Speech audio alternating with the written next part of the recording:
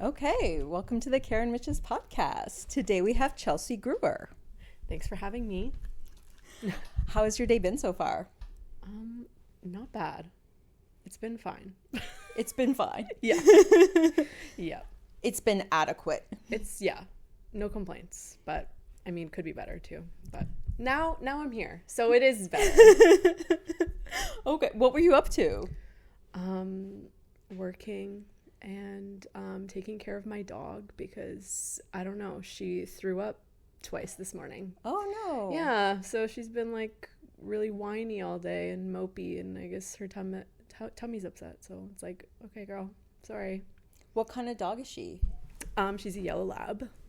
Yeah, and her name's Dolly. Dolly? Yeah, Is that Dolly Parton? of course. Are you just like a big country fan Yeah, in general, but also specifically Dolly Parton? exactly. Yeah. Okay, because your like show is themed. It's the show you host is Yeehaw comedy. Yeah. And you are from. Manitoba. Why do I know you just told me before we started where you went to school, but why do I feel like you're from Alberta, but I think it's the cowgirl theme stuff. Yeah, I think people do get that confused, myself included, because I'm like, I also like don't necessarily feel like, an adequate country girl, you know what I mean? Because it's like I'm from Winnipeg. It's like, does that even really count? Like people act like it counts there, but it's like, I don't know. How do you stereotype Manitoba?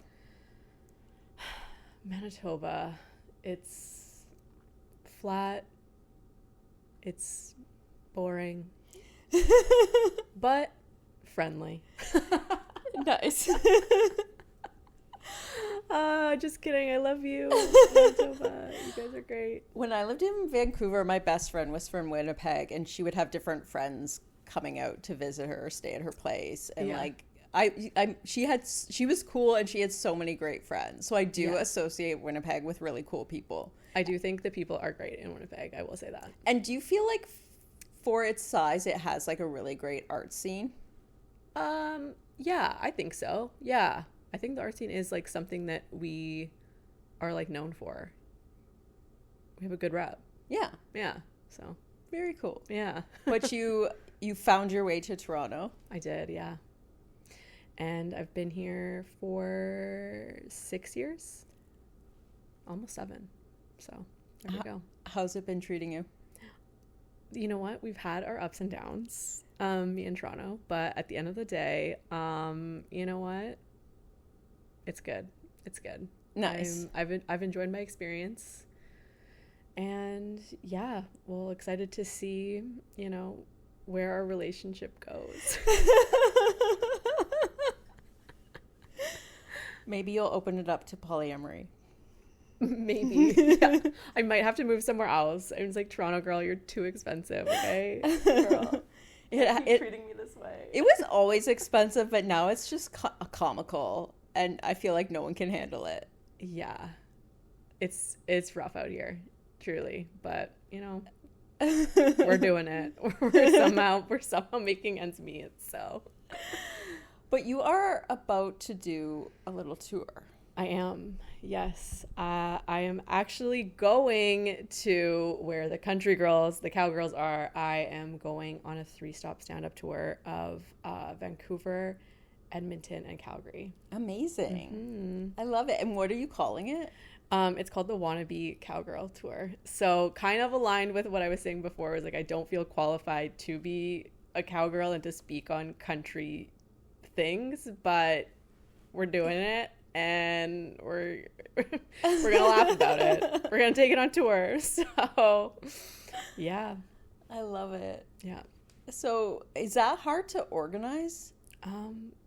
Like kind of. Yes. I mean, doing it all yourself is like really stressful because like reaching out to venues, getting like the branding. I mean, obviously I hired someone to do my posters, and Rami Arita, we had a photo shoot together.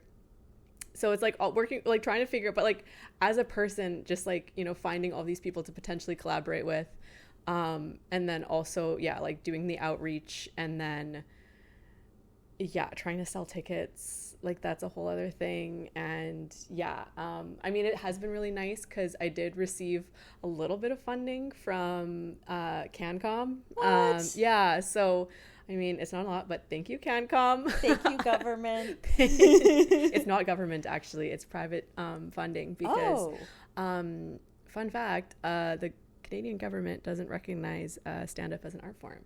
So, yeah, grants are hard to come by. Fuck. Well, thank you, charitable Canadians who support the arts. Yes, thank you to the Foundation of Canadian Comedy for helping me pursue my dreams of touring stand-up comedy. I love it. Fuck. Yeah. Why are we maligned by our nation? I don't know. Beats me. But you know what? We're doing it. And yeah, also, I mean, that's another stressful thing is like, because yeah, it's like getting a little bit of funding, but then like putting my own money into this too, and being like, am I just gonna be so broke after this? Or Yeah. you know, but it's gonna be worth it. It's gonna be worth it. And I'm very excited to take my material on the road because I mean, yeah, doing stand-up primarily in Toronto, like you don't really get a sense of like what other audiences are like, or like if your material kind of like, yeah, you have to get out there and test it. yeah. And I think just it's like if you were spending money to go to on, like some people are doing a trip like that just to see that, just to go on a trip, you know. Like there's that, I think that aspect of it is going to be fun. Yeah. And then yeah, like I feel like it's an invaluable experience just to be on tour for the first time. I know. Yeah, I'm excited. But I do think like because a lot of the promotion is happening like right up to the event. Yeah. Right? But you're also getting ready for an event in another city and traveling, and that sounds very stressful. Yeah. Yeah, because it's, I mean, I think that's the thing too, because it's like usually like I'm used to like producing shows and I was like, okay, I'm producing this show. And then, okay, that one's done. I'll produce the next one, you know? And like producing a monthly show, you have enough time to like, you know, like put all these things together versus like, oh, I have 3 shows happening like within a week and a half. And so it's just like, okay, how do I do all of this at the same time? Yeah. So I don't know. We're figuring it out. Who are you on? Like, is there anyone on the tour with you, or are your openers and hosts like people in each town? They're in each town. Yeah. So I reached out to some people. So how did you know everyone already, or you just? Some people were recommended to me. Some people I knew, and then yeah, I just like reached out to them, and then they said yeah. So I'm excited that they agreed to be part of it, and yeah, so. Just like, yeah, slid into their DMs and was like, hey, I'm coming. I'm the wannabe cowgirl. And yeah, that's how it went. Did people love your vision? I have gotten pretty good feedback on the branding, I will say. You know, it's kind of aligned with like the brand that I've put out for my monthly show, which is partially kind of why I marketed it as that. I was like, you know, it's like keep it same theme. Yeah. I like that. I feel the branding like consistent. Everyone has to stand out, and there's so much of just like laugh, comedy, giggle, like the same words and best everything. Stand-up, best comedy, best laughs, best lulls. So yeah, you got to do something to stand out, and it's like, okay, well, I'll just throw some country into comedy. Yeah, sure. But yeah, I think if you just finding something that you like, and then it brands well, it works. Yeah, and then you know I like a good pun, so yeehaw, yee ha ha ha. It's there. Let's go for it. I love it. So you have a background in theater. Yes. So can you tell me like how you got into that? Yeah, I mean, I think it kind of comes from like, so I danced a lot as a kid, and I was never like that good at dancing. You know what I mean? Like, I just was like, I'm like, okay, well, like, I'm decent enough where I was like, you know, like going into competitions and stuff, but I'm like, I'm never going to make it as a dancer. So I was like, well, what can I do on the stage that, you know, where maybe I could make it? And then I was like, I'm going to be a movie star. 12-year-old me. But then it was just like, well, you know, like, let's keep that dream rolling. Let's see where it goes. And then so I went to university and I was like, okay, I don't know what I want my degree to be in. And then I was like, well, let's make it in acting. And so I just kind of went with it. Were your parents supportive? Yeah. I mean, I think they probably would have preferred if I did something a little bit more, you know, stable. Like, my sister went to business school and, you know, I chose theater. So she's the favorite twin. Oh, fuck, because you guys are twins. Yeah. Oh, dear God. I think she's the favorite one. I forget this about you because I think one of the first sets I saw, you talked about being an adult twin. Yeah. But it's the weird thing of the adult twin is you immediately forget it because it's like, it doesn't make sense. Listen, adult twins, we exist. Hear us. Adult twins, I hear you. It's rough out here. What's the adult twin slander? What's your twin's name? Her name's Shona. Jonah? Shona. Yeah. Oh, okay. Shona, like Shauna, but show. Yeah. Okay. Shona and Chelsey. Yes. I like it. Yeah. They're similar without being like... Yeah, like it's cohesive, like, but it's like not like annoying. Like, I don't like twin names when they like rhyme or they like have the same letter. It's just like, guys, what are we doing? Yeah, but they have to somehow be from the same genre of names. Yeah. Or else it's just like, what? Yeah, it can't be too completely different. Yeah. So was she trying to one-up you with this business school? I think honestly she just kind of like did what my mom told her. She was like, I think you should go to business school. And my sister was like, you know what? I will. And then my mom said, I don't know if she said this to me. I honestly don't remember. But if she did, she's like, Chelsey, you should go to business school. I'm like, how about theater? Similar to business, but without the money. Yeah. You know, it's like, well, maybe Shona could be my like manager one day, you know, like we could collab. Fuck. I always had this thought with university, like, yeah, there's smarter things to go through. Like when I was starting school, people really wanted you to do computer science. Yeah. But I was like, I can't make it through a degree that isn't interesting. Like that's how I'm getting through. Mm-hmm. So like I just went into general like arts, and then from there I picked my favorite subjects, which were like poli-sci and history. Yeah. Like, it's crazy to me that people are like, I'm just going to power through a fucking business degree. Yeah. No, honestly, respect. Respect business kids. Respect to theater kids, too. We deserve love also. Do you feel like theater kids get picked on too much now in the culture? I honestly don't know if it's too much. Like, I think that we do deserve it to an extent. For crimes against the rest of us. Exactly. Like, I went through theater school at the time that Hamilton came out.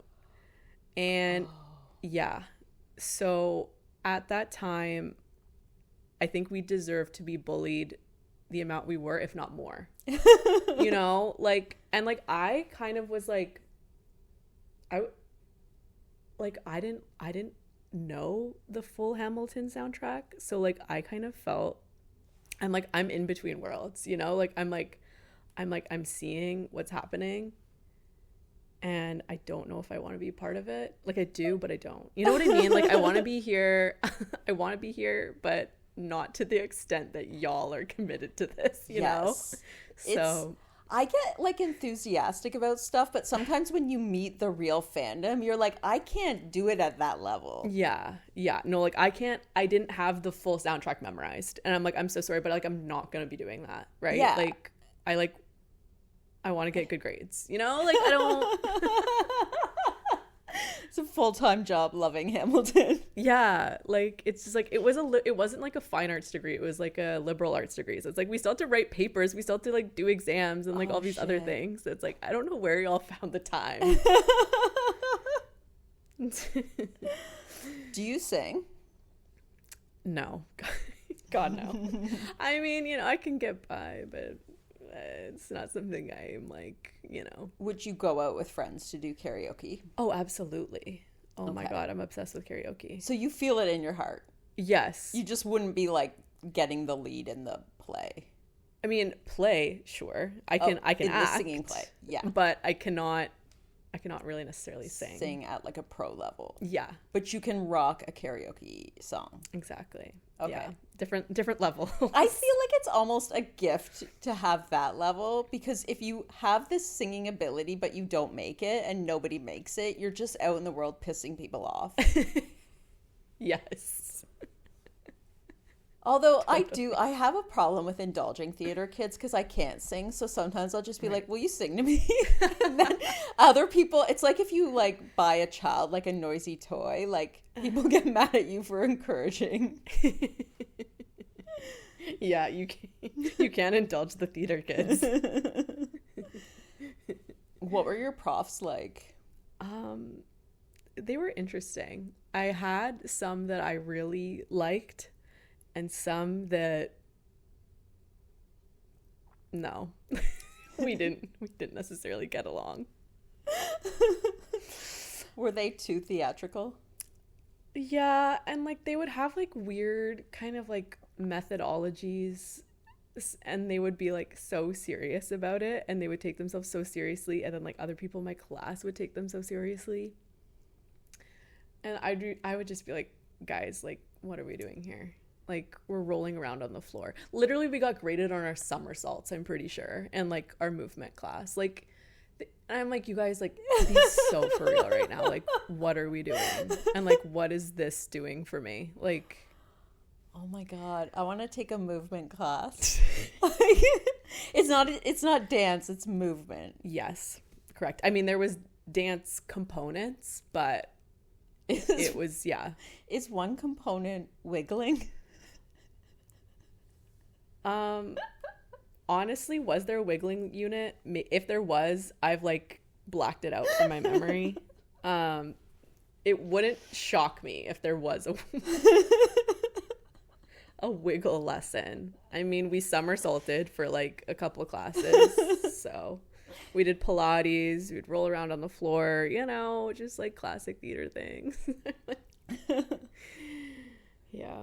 What was the most practical thing that came out of the theater degree? Practical thing. Like, do you think it made you a better actor?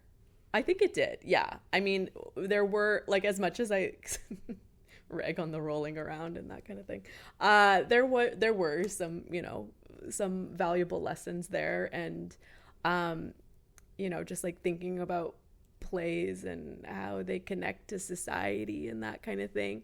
I think it really helped me like develop my voice, and my love of, honestly, comedy is kind of where it all began, is like theater school. I just like, you know, I didn't fuck with the dramas, you know, like I could, like, I got by, but it just was like, no, like, I just like having a laugh, you know. And just like, even when I wasn't taking everything so seriously, just because I'm like, we're in theater school. Yeah, this is a bit to me, and like, I'm sorry that I can't like fully commit and fully be serious, because it is dumb. Like, nothing but respect. Thank you to my theater school, but you know, it's just like, I think one of my most valuable lessons from theater school is like, nothing is that serious, you know. It's like, life isn't that serious. Like, let's just have a laugh, right? Like, did you perform in anything that was really like a serious Shakespeare? I'm trying to think, like the Glass Menagerie or I mean, there was like some serious plays that we did, and like we had like a Shakespeare unit where we had to do a Shakespeare scene, and I was in like this, like, I forget the name of the play, honestly. I think it was like Measure for Measure or something. It's like a really messed up plot. Like, Shakespeare, you're a freaking dirty dog. But so we did stuff like that, but like I don't think I ever did like a super, super depressing thing. Yeah. Luckily. I think that's as good that didn't happen for me. Yeah. I think it would be cool. I wish I kind of had the experience of doing Shakespeare. Like, yeah, just once with like people who get it and know how to do it. Because it's one of those things like you touch up on it throughout your life. Like it's everywhere. But you kind of really have to be in a certain environment to ever like learn it and do it. Yeah, exactly. When you're forced into it in theater school. No, it's good. It was good. I think it's interesting to do, and like I don't know, like you feel really smart when you like figure out what Shakespeare's saying, right? Like if you like get through a play and you're like, I know what's happening. It's like, damn, I did that. Yeah, I liked when we would go through like one of the plays in school and then we'd watch the movie and you'd be watching the movie and be like, I know this. Yeah. Do you guys know what's happening? Because I do. It's awesome. So then did you come to Toronto right out of school? No. So I graduated from theater school and then I took a gap year because didn't know what I was doing. Needed to relax. Yeah. I was like, I need some time. So I did a gap year and I just like worked at a boutique in Winnipeg. And I was like, okay, I'm giving myself a year to become famous. I'm kidding. But you know, I'm giving myself a year to figure out what I want to do. And then I just like thought about what I wanted, and then I was like, well, I don't think the theater thing's really working out for me. So how about if I pivot into film and TV? And then so I'm like, let's get a master's degree. So I applied for the like Toronto Metropolitan University's the Master in Media Production program. And I got in, so I was like, okay, I'm moving to Toronto. I'm living my big city girl dreams, and yes, that's what I did. So wait, sorry, what's it a master's in? Media production. So what was that? So explain your degree to me. It was gotta find out. Like, is it film school essentially? Like kind of. It was just like more. It was more like kind of like theory, kind of like academic based. Like it wasn't very like hands on. Like it was like we like took courses like in like aesthetics and like research and like that kind of thing. And then you could either write like a heavily researched like research paper, or you could do like a creative project with like a supporting paper. So I obviously chose the creative project. Yeah. And so basically you're in the program for a year and you do classes like fall and winter semesters, and then in the spring you just like work on your thesis or whatever you're doing, and then you present to your like supervisor and like another professor like in the field, and then they like either pass or fail you. What was your project? So I wrote a sitcom script, like a pilot script, and I tried to like, so basically my thesis was like, I think the sitcom structure would be stronger if there were elements of theatricality like put in to the sitcom. So like I wrote a sitcom script where the premise of it is these like 4 kind of like coming of age women keep like messing up and like keep being chaotic and whatever, and then they there comes this is like, it's ridiculous. Okay, so then there's this like this mom kind of entrepreneur figure who gives them this magic beverage that transports them into their suburban futures. Oh shit. Yeah, so it's called Bourbon Thoughts. Once again, pun intended, because it's like bourbon as in, you know, the beverage, and then bourbon as in suburban, and then thoughts as in thinking, and then thoughts as in bitches. Oh, I missed the second pun. It's okay. So those are the puns involved. But yeah, that was my sitcom script and premise, and basically, yeah, it included like breaking the fourth wall and like, I don't know, like hyper realism. And what was my other theatrical? Oh, I wrote songs. I wrote songs for That's amazing. For the pilot as well. So yeah, it hasn't seen the light of day, but you know, I love it. But, are you still writing? Yes, here and there, and you know, maybe one day it'll get picked up. But CBC, if you're listening to this. But do you feel like the whole thing with like the stand-up pairs well with like trying to do the sitcom? Like if you get known as a stand-up, I feel like that's a way. That definitely helps. Yeah, for sure. I think. Yeah, and it also like kind of like helps you like develop your like comedic voice, obviously, and like, you know. Yeah, like I would feel like your main sitcom character would be for a lot of people, it's like similar to like the character you're developing like on stage. Mm-hmm. Although I guess not. Like you could do something really different from yourself. Yeah, I don't know, because your on-stage person is usually like a heightened version of yourself, but your favorite character to play might be the opposite of yourself. Yeah.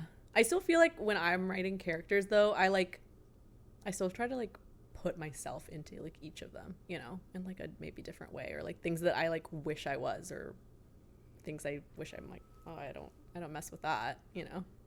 Do you do the thing with like when you watch Sex in the City, like you like do you have a character that you are? Yeah, I feel like I'm not really any of them, honestly. I mean, you would have to write like a fifth character. Yeah. Who's like kind of like a little bit of each of them. I don't know. Because I feel like they just like represent such like different things. Like Carrie's the pick-me, like, well, actually I guess Charlotte kind of is too, but she, you know, and she's like kind of like the more traditional girl, and like Sam, she's freaking out to lunch, you know, and like I wish that I was more, you know, I'm like let's be more like Sam, and then Miranda's like the girl boss, and I'm like I feel like I'm like not really any of those kind of like characteristics. I also feel like if you're a writer, there's always the instinct to pick the writer, like the Carrie on that show, or like Hannah on Girls, but then it's like I feel like I'm a Shoshana, but then I feel weird saying not picking Hannah because she's the writer of the group. Right. So it'd be weird. I'm Shosh if she wrote. Right, yeah. Like I'm judging myself from like knowing. But that actually would be like, it's weird if like, could you have a show that was told from someone else's perspective than the main character, but they're telling it wrong? Sorry, should we develop a sitcom script right here and now? Let's do it. Unreliable narrator. Let's go. Honestly, I kind of like that. And it's like in this era of misinformation, let's go. It's powerful. So have you been acting in Toronto? A little. Like I have an agent, and you know, I get like auditions here and there. I was in one commercial last year. Shout out Party City. So that was my big film moment last year. And then just recently, actually, I shot my own short film. Yeah, so I acted in that. It was fun. It was me and my sister, and we had a couple other collaborators, and yeah, it was a fun experience. And yeah, it like makes me want to keep acting because I'm like, I like being in front of the camera. Yeah. Is it a comedy? It is, yeah. but you know, there's like some heartfelt moments in it. But it was like part of like, I don't know if you've heard of the Firecracker department, but it's like through them and the Canadian Film Festival. They do like this thing called the Igniter Challenge. So you have the month of February to write, shoot, and edit and submit a short film. Wow. And there's like a couple like guidelines and stuff. What was the length of yours? It had to be under 6 minutes. So ours was like 6 on the dot. Okay. With credits. But then basically they give you, on February 1st, they give you a prompt of like the first line and then the last line of like what the script has to be, and then an action. Can you tell me what they were? Yeah. So the first line was, it's never easy traveling with someone for the first time. And then the last line was, I might butcher this, but I think it was, to this day, I don't know where it is. I think about it all the time. And what was the action? You had to use an object in a way that it wasn't intended to be used. So. I love that. Yeah. What, do you feel like you utilized all the elements well? I think so. Yeah. I mean, I ended up writing an 1800s carriage scene. Oh, shit. Yeah. That's amazing. Yeah. It was fun. It was silly. Where did you get a carriage to film? Oh, we didn't get a carriage. So we ended up shooting in Winnipeg just because like we kind of like have like more resources there, like you know, just like the community that we know there, the film community that we know. And then also my sister works for a tech production company, so they generously let us use their production office, or like their office space, and also all of their like equipment. So shout out Copilot, thank you guys. And so yeah, so we shot there, and we shot in their conference room, and basically we just like my dad and my boyfriend, I just told them, I'm like, we're doing a carriage scene and you guys have to help me out, please and thank you. And so they went to Home Depot the night before our shoot and just bought a bunch of wood. Oh my god. and then so like the morning of the shoot, we just go into the office, and then they just start building like a makeshift carriage in the office conference room. That's amazing. Yeah, so that's kind of how we achieved Shout it. And then like shout out Chelsea's dad and boyfriend. Those Yes. are some helpful dudes. Yeah, they're some great dudes. So yeah, no, they really pulled through, and like I was like freaking out. I was like, I don't know how we're doing this. I don't know why I'm so dead set on doing this very challenging thing for like a no budget film. But you know, it worked out in the end. So I think it was Robert Rodriguez in his early days would just like, he would do an inventory of like, what stuff do we have, and then he would write stuff around that. So it's like, oh, my friend owns a sword. Let's write a film that has a sword in it. That's helpful info for next time. Yeah, maybe you just write with what you have, and you don't have to stress other people out and make your ideas everyone else's problem. But no, I like it's good to have a challenge, right? Yeah. He's like, you know what? It's called the Igniter Challenge. Yeah. Accept the challenge. Yeah. I'm accepting it, and I'm making it your problem to also accept the challenge. Is there any part of the filmmaking process, like writing, editing, directing, that's like, that you hate? I think, because like I don't like, I'm so bad at editing. Even my stand-up, like if I like post a clip or something, I'm like, I hate doing this because I hate watching myself. So I think that's the thing that I hate, is just like editing, because like number one, I'm not good at it, and number two, I don't like watching myself. Yeah, it is awkward. Yeah, I never filmed something where like I think I just feel like editing would just sounds hard. Like yeah. I can edit stuff, like trim this down, but like I don't know, like Ray Gallimore was on here and she told me like she filmed her special and then like somebody else filmed it, so there was 2 cameras, and then she was going to edit it together. But you have like the audio, and then I don't even understand how that works, and it sounds so, and she's not somebody who went to film school, so it's like she's learning to edit by editing. Yeah. So that's like the hardest thing imaginable. Yeah. I couldn't imagine doing it. No, that's the thing where I'm like, that's someone else's problem. Like, I mean, I have to like edit obviously my own clips and stuff, but it's just, yeah, no, like things like that where it's like you have like multiple things going and like splicing things together, and it's just like such an art, obviously, but it's just, I have a lot of respect for like legitimate like editors, because it's just like it's such a skill, and I don't have it, and yeah. So you were in Toronto already when you did stand up for the first time. Yeah. And what was that like? It was great. Honestly, I was working at the time. I had graduated from my master's. And I was working a like a corporate job within like the film industry. And I just was like so like not doing anything creative. Like I just was like, whatever, I'm dealing with like contracts and like boring stuff like that, and I just was like, I need something to like fulfill this like creative side of me.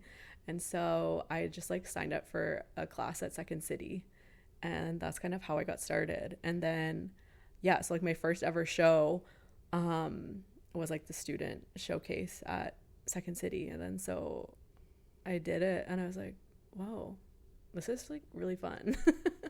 I'm gonna keep doing this. And so I kept doing it, and here we are. Where was your first open mic? I believe my first open mic was at Tall Boys. Okay. So there used to be a mic down there called the Open Michelle. Instead of... Yes. I gotcha. And so that was my first mic, because my first stand-up teacher, Jess Bolio, she was like one of the people that ran that mic. So she like told us to like her students, she was like, hey, I run this open mic, you guys should come. And then so that was my first open mic. And then my first show was Crimson Wave, which like no longer exists, but it used to be a weekly show at Comedy Bar. Yeah, so I remember that. I went to see it. Jess Bolio. Yeah. And Natalie Norman, I believe. So but yeah, no, it was like those were like great like introductions, I feel like, to the stand-up scene, and like very like warm and welcoming. Yeah. Which is like not what you get in a lot of stand-up. Yeah. It's great to have like positive experiences. Yeah. That kind of usher you in before you end up at like Tale of the Junction or like... Yeah, no, and like that's the thing, because it's like I hear like horror stories from some people, and like I didn't like ever have any of those like really awful experiences, because like, you know, like all like I had these people that like were looking out for me, and they were like, hey, like this is like the lay of the land, like just so you know. And I'm like, okay.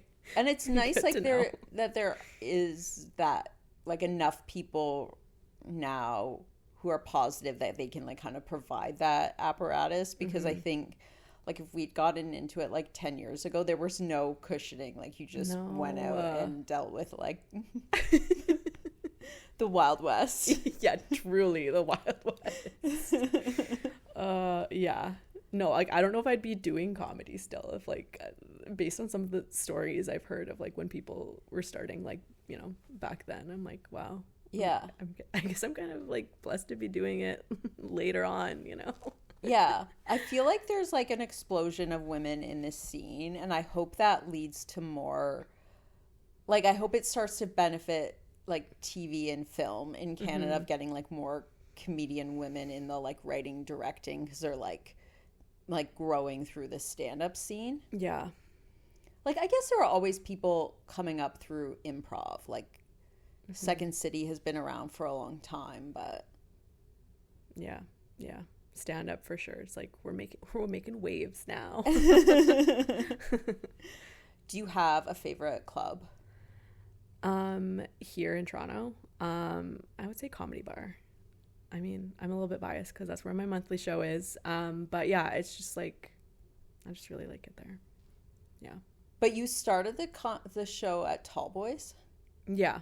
Okay. Yeah. And then you kind of built an audience. And then I pivoted to Comedy Bar. I mean, I still love like Tall Boys and Winona. Like I do like still produce shows there occasionally. Yeah. But yeah, just like Comedy Bar is just like a great space to like grow and like learn as like a producer. And I mean, obviously also as a comedian. So it just was like, you know, when that opportunity presented itself, I was like, well, I'm going to take it and then keep going. Yeah. And it's just a bigger space. Yeah, bigger space. And like, obviously like Comedy Bar has like a built-in audience.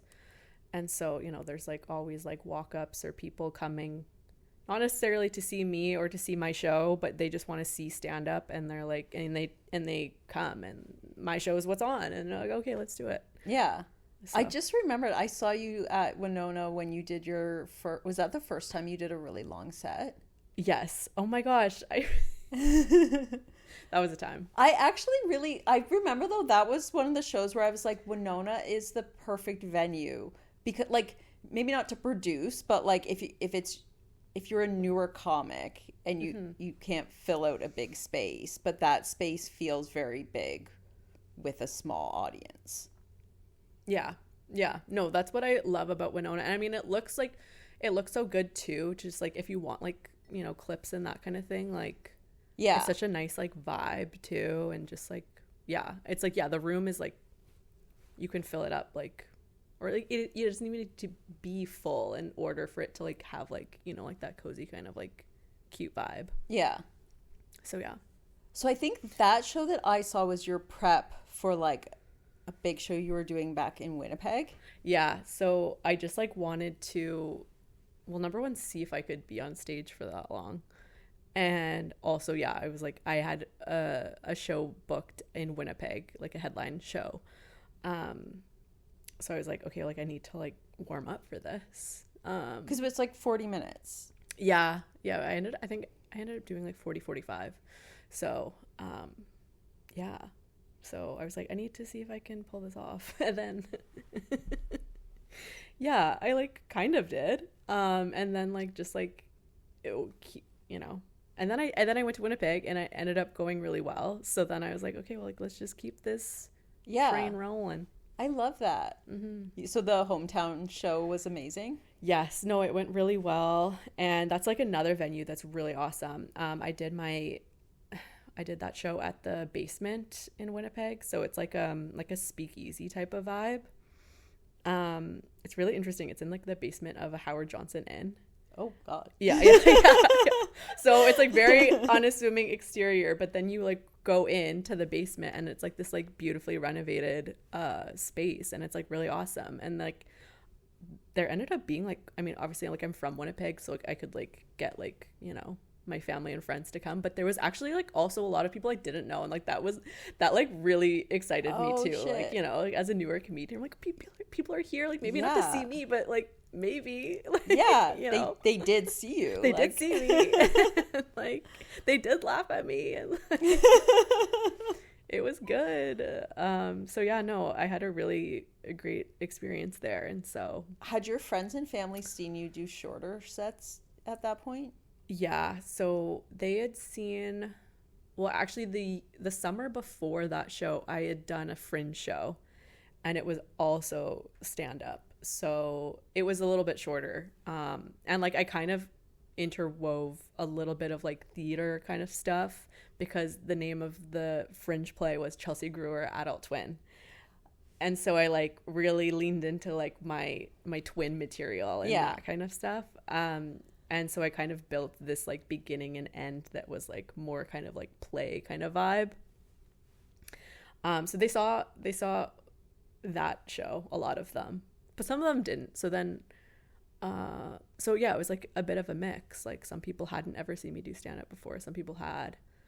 But I also feel like the people that did see both, they said like, Chelsey, like you, like your performance, like, cause I did the Basement last May. They're like, your performance at the Basement compared to your performance at Fringe was like we can really tell like that you're like progressing. That's amazing. So I'm like, that made me feel good too, because it's like, okay, well, like, you know, sometimes stand up you like don't really get any sort of like validation or you know. And people are leveling up, but there's no like, oh, you graduated from year one. Yeah, no, there's like no indication, like no one's grading you, like it's just like hard to tell. It's like, am I getting better? What's going on? Like, do people like me? Like, all you can say is like, I'm still doing it. Yeah, that's true. As long as you're doing it. Like, that's the thing about comedy that's like really funny. It's like you can never get fired from it, you know. And like, and that's why it's the best group of people to belong to. Truly, it's like such an eclectic mix of people, and I wouldn't have it any other way. Yeah. I want to work that somehow into a future show that I produce, like the we can't get fired show. Like, that's good. I like that. How would it work? Like, who would? I don't know. Then I feel like we have to fire people somehow. Or maybe that's the premise, is like we have to fire someone. Each show we have to select. This is so toxic, actually. There is one loser though, and we have to select each show. Comedy. Someone is selected, and that person has to leave comedy forever. I actually think we have something here. It's what the scene needs. We do need to get some people out. Yeah. There was a phase when like Keys Comedy Club had lost their venue and they hadn't found their new one. And somebody's like, there's a vacuum because there isn't a place for the incels. So they just have to be everywhere else. Thank God they got a new venue. I say that as someone who has my face on the wall there. So I'm not trying to act like I'm Keys. Better. Now I have my place back. Yeah. You have your community. Oh my God. So when you started producing your show, like, were you comfortable with like the promoting part of it? No. I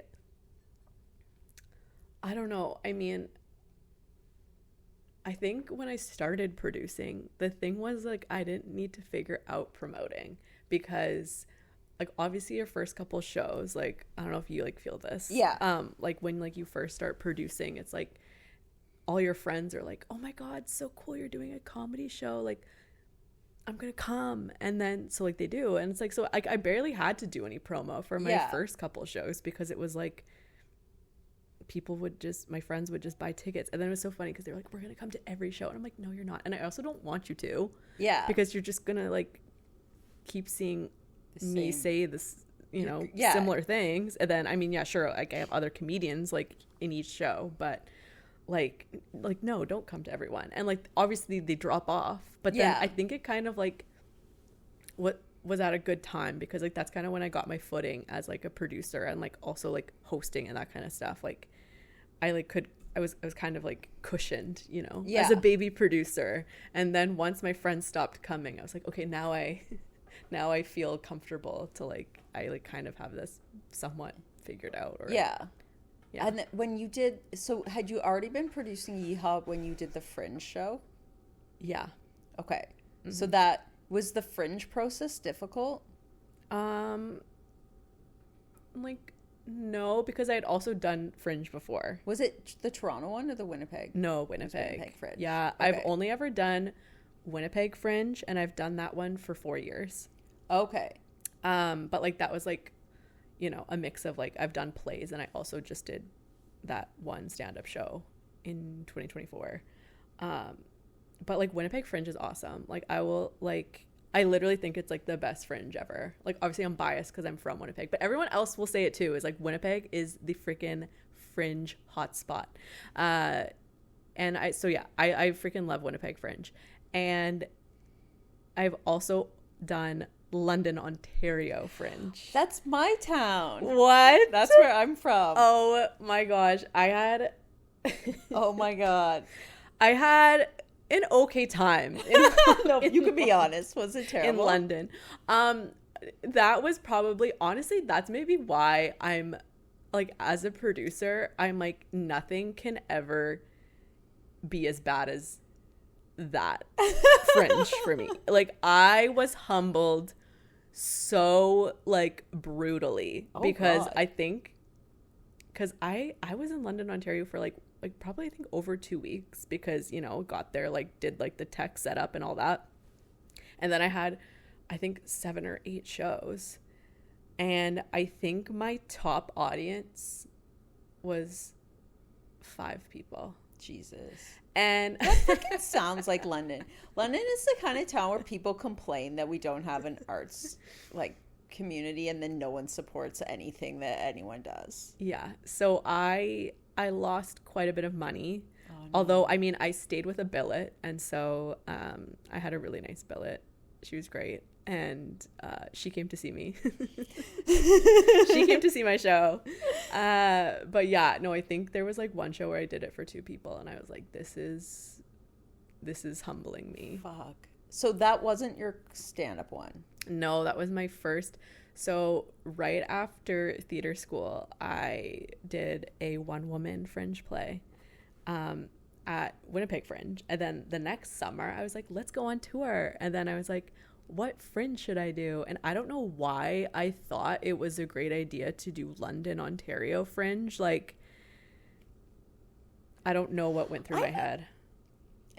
Yeah, I don't know though. I feel though like a lot of the time Manitoba people like London.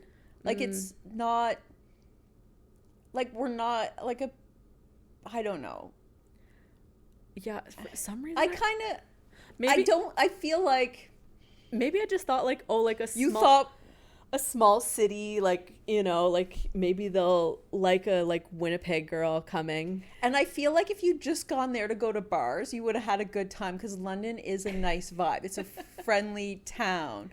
But I think we're just missing like there's really great arts people in London doing things, but the community isn't, we don't have what you guys have in Winnipeg. So you just walked into something that didn't have like the spirit that you needed. Yeah, and I think too, because like the play that I did at the time, it was all about, you know, like this girl trying to figure out what she wanted to do with her life and like that kind of thing.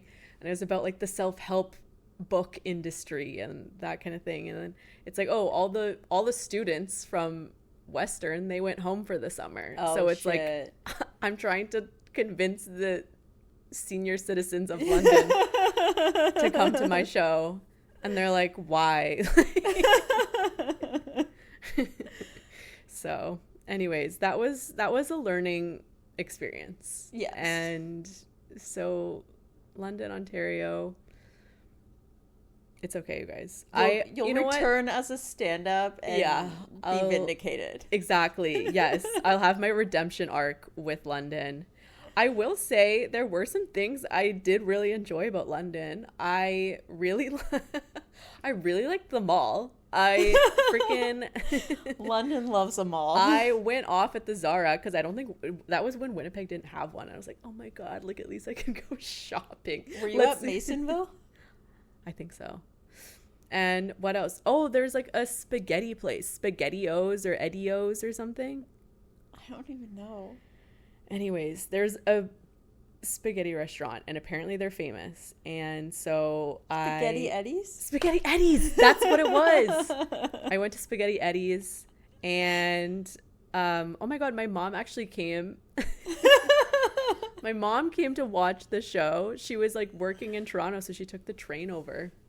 I forgot about that. That was nice. So she was one of the 2 audience in a show. Oh my God. One time. And honestly, yeah, the people are really nice. Like the people that I met that were from London who were like performing in the Fringe, they were very kind. So shout out London. I'll come back sometime. And just start doing like mean crowd work. Yeah. You're like, you guys didn't come to my Fringe show in 2019 and I haven't forgotten it. The ultimate revenge. Yeah, look at me now. I'm doing stand-up. But I feel like that's cool that you have that, like, existing connection to having done theater and having done Fringe, because I feel like a lot of us who don't have a theater background, like, we want to use a Fringe festival, but we don't know how to utilize it because we only know how to do stand-up. Yeah. And, like, that's another thing, too, that I found with Fringe is, like, people don't necessarily, like, want to go to see a stand-up Fringe show. You know, like, they're like, I'm looking for, like, something like a wacky play, or, you know, like, people go to Fringe with, like, a certain expectation.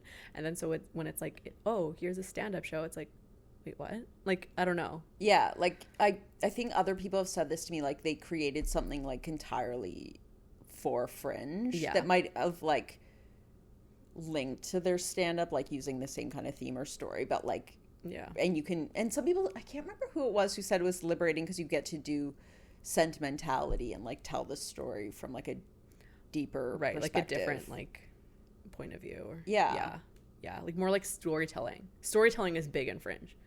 Oh yeah, the old people love a good storytelling show. So, but this is, like, my thing is because I think about it too sometimes. Like, I'm like, oh, I should create a corporate clean set so I can, like, tap into that. But it's like, I feel like I only have so much time and, like, energy that then it's like, it's too many things and I can't do it. Yeah. Do you want to focus on your corporate clean versus, like, what you actually want to talk about? Yeah. There's a balance there, I think. Have you written anything clean? Like, not, like, intentionally clean, but, like, I can do, like, a clean set, you know? Like, I feel like none of my materials, like, that, like, I mean, some of it can be, you know, obviously I wouldn't do it at a clean show, but, like, yeah, I don't think my material is, like, super, like, dirty, you know? Yeah, so you can just sort of, like, go with everything you have, look for the cleanest parts, and then tidy them a little. Exactly, yeah. Like, eliminate the, you know, sex jokes and the swearing and that kind of thing. Yeah. But, yeah. I hosted, like, a jazz night once, and I think I was able to find, like, 5 minutes of my own material, existing material, because I didn't. But then when I was there, I was like, oh, I could have sworn in front of these people a lot. Like, they were cool. That's sometimes the thing with clean. It's like, are you guys really? But, yeah. I think because they had, like, a corporate sponsor, so I was like, oh, this is, I have to be, but I don't think I needed to have been. You're like, okay, this is who's paying me. Gotta keep it cute. So we're coming to the end. I guess, will you remind me of where your dates are for your tour? Yes. So my first show is in Vancouver, and that is at the Little Mountain Gallery on April 10th at, I think it's 9:30 p.m. I should know this. It's at 9:30. And then my next show is in Calgary on April 15th. It's a Wednesday at 7 p.m. at the Attic. And then I am concluding my little mini tour in Edmonton at the Grindstone Theatre on Saturday, April 18th. And that show is at 10:30. And you can find all of that information at my website, chelseygrewer.com/on-tour. Amazing. Thank you so much for coming on, Chelsey. Thank you for having me.